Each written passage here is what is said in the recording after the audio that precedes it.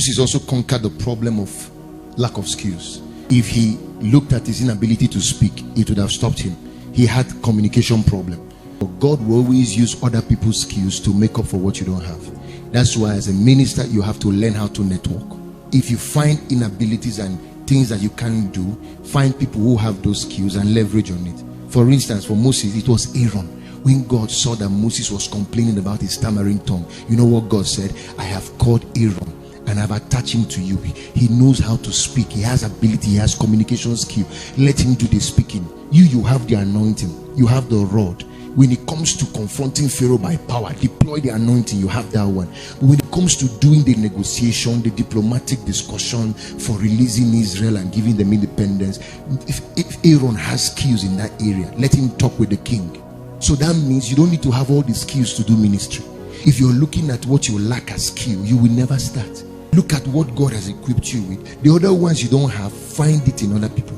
And then this is how you know a healthy pastor. Someone who is really free from inferiority complex and from insecurity. He recognizes the abilities and gifts in people, and he uses them as bridge to cross over to his place of destiny. Every bridge, you're not the one that will build.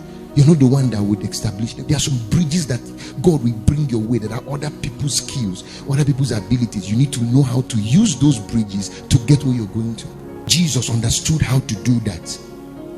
You see, many times he would ask for Peter's boat.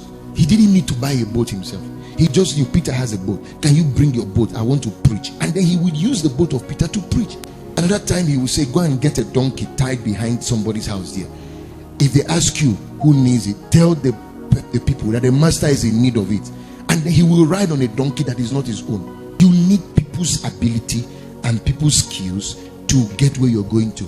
You too, you need to recognize you have some abilities. Sharpen your own ability.